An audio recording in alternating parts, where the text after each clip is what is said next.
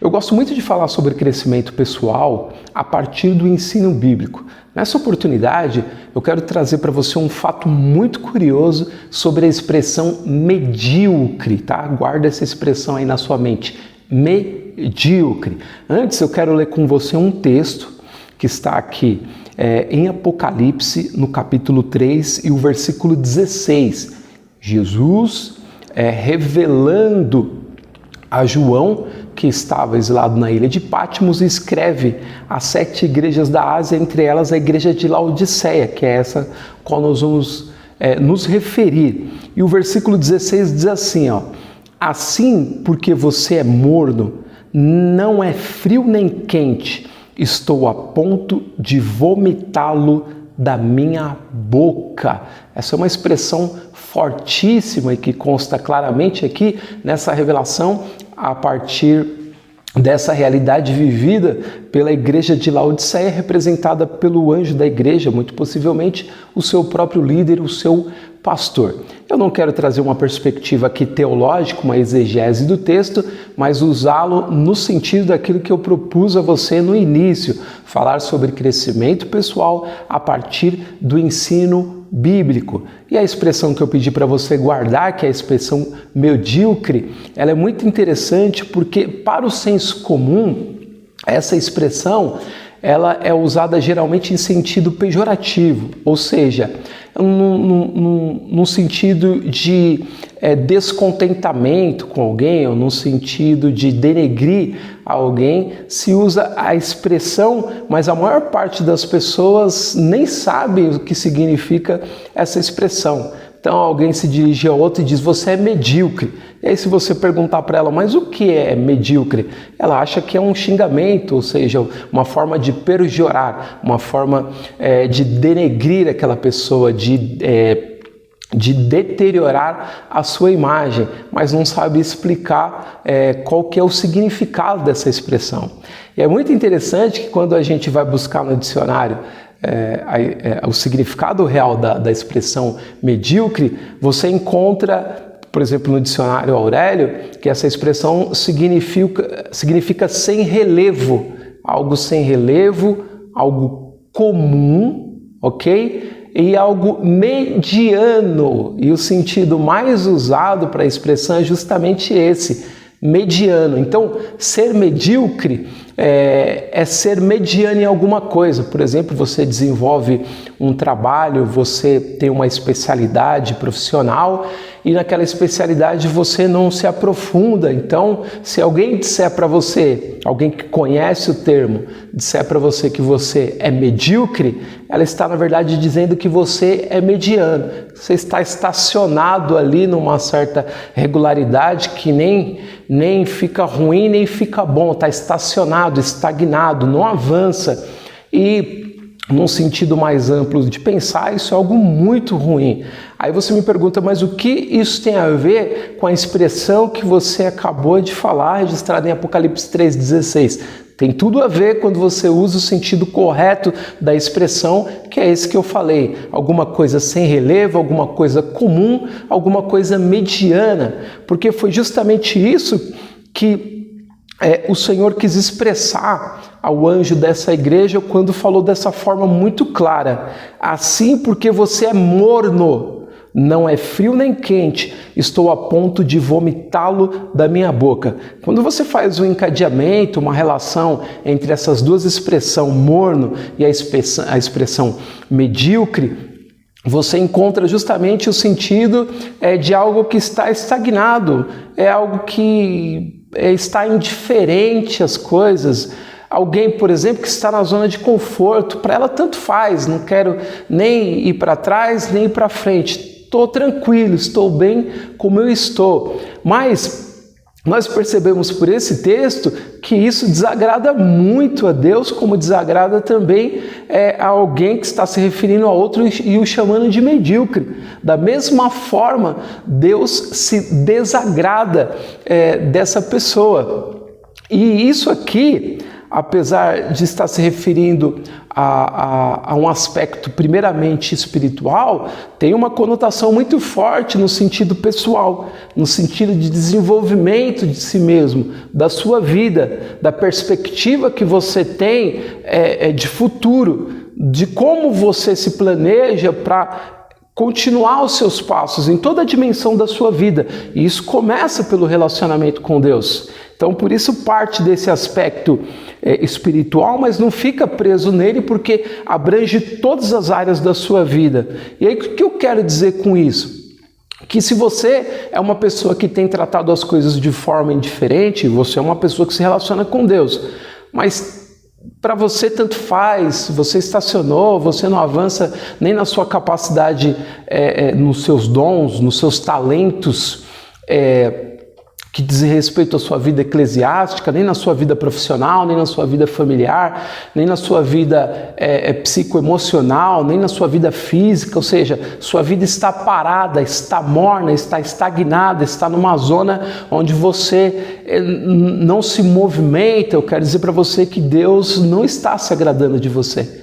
Ele não está contente com a sua situação e com a perspectiva que você tem apresentado para definir a sua vida. Então, isso é algo que Deus não se agrada, e isso está registrado nesse texto. A gente poderia se referir a outros textos que igualmente fazem relação com isso, como, por exemplo, a parábola dos talentos, falada por Jesus no capítulo 25 de Mateus, e outras expressões, por exemplo, de Paulo em Filipenses no capítulo 3, quando ele fala: uma coisa faço, e é que esquecendo-me das coisas que para trás ficam e avançando para as que estão diante de mim, prossigo para o alvo. Então, essa relação, esse conjunto de textos, e eu poderia citar outros, eles mostram que quando a gente está com uma vida parada, uma vida pausada, uma vida inerte, nós não podemos primeiro revelar aquilo que Deus é em nós, ou seja, a imagem de Deus em nós só pode ser vista quando a nossa vida está em movimento.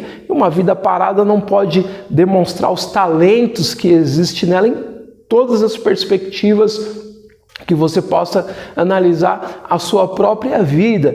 E nesse sentido, Deus se desagrada dessas pessoas. E aí, quando você traz isso para um pensamento pessoal, subjetivo, só seu, e relaciona essa expressão medíocre, que agora você sabe que significa mediano, comum, sem relevo, e você relaciona com a expressão você é morno e eu estou a ponto de vomitar-te da minha boca, você tem pelo menos nesse momento a oportunidade de sair desse momento, dessa situação de inércia e se colocar em movimento, porque é disso que Deus vai se agradar na sua vida.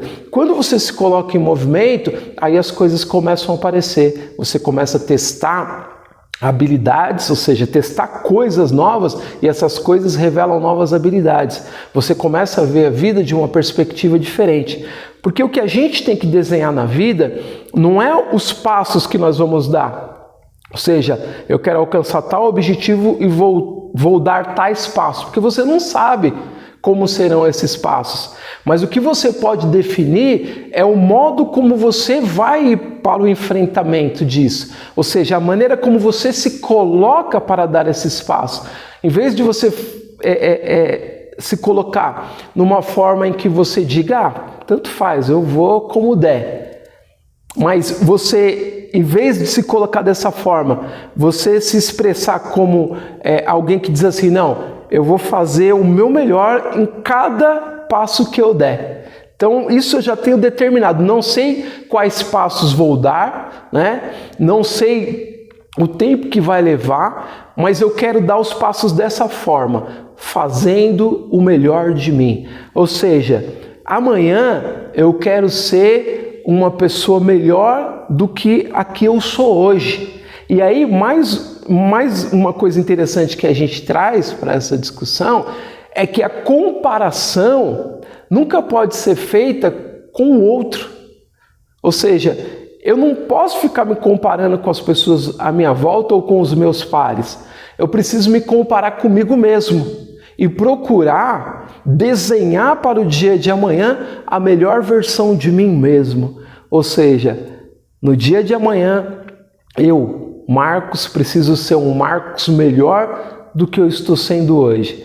E para isso acontecer, eu preciso sair desse pensamento medíocre, de ser mediano e sempre procurar dar o melhor. Ou seja, eu não sei o que eu vou fazer amanhã exatamente, mas o que eu fizer, eu vou dar o melhor de mim e eu vou procurar me concentrar ao máximo para absorver o máximo que eu puder, ou o melhor que eu puder. Então, dentro dessa relação, o conselho do Mestre, o conselho de Jesus nessa revelação para o pastor da igreja de Laodiceia, ou para a igreja de Laodiceia como um todo, foi que eles comprassem dele ouro, porque eles disseram, rico sou abastado, ou seja, estou na zona de conforto, estou parado, estagnado, mas não preciso de nada, não tenho nem como ficar frio, vamos dizer assim, não tenho como retroceder e nem preciso avançar. Estou bem como estou, então você é morno. E como eles falavam que eram ricos, então o Senhor usou, vamos dizer assim, de uma forma irônica.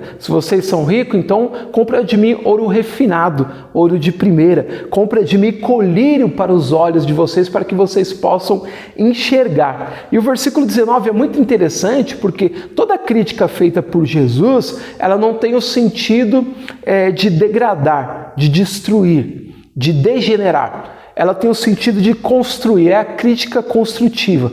Por isso, ela vem com um forte aparato psicológico, mas depois ela suaviza para trazer a pessoa para essa realidade com o apoio do Senhor. E no versículo 19 ele diz, repreendo e disciplino aqueles que eu amo. Por isso seja diligente e arrependa-se. Ou seja, quando nós resolvemos sair da inércia em todos os sentidos, sentido espiritual, em cada área da nossa vida, colocar a nossa vida em movimento para demonstrar de forma fiel, de forma prática o que é ser a imagem de Deus e olhar para o futuro, se colocando sempre com a disposição de fazer o melhor, de ter o melhor desempenho, Deus se agrada de nós e nos repreende nesse sentido para a gente melhorar. E por isso nos apoia.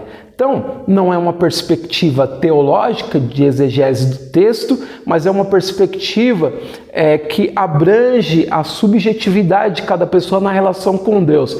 Ela tem base bíblica, está aqui e nos outros textos que eu citei. Por isso, a Bíblia está repleta de lições que nos ensinam a crescer como pessoa, ou seja, crescimento pessoal. Quando a gente cresce como pessoa a partir do relacionamento com Deus, a gente tem a possibilidade de crescer em todas as áreas e melhorar como pessoa. Se você também conseguir enxergar essa perspectiva nesse texto, você pode melhorar tanto no aspecto da sua vida espiritual, do seu desenvolvimento espiritual, como no seu desenvolvimento pessoal. Espero ter auxiliado dessa forma, de alguma forma, de alguma maneira, para que você tenha esse crescimento e saia da inércia.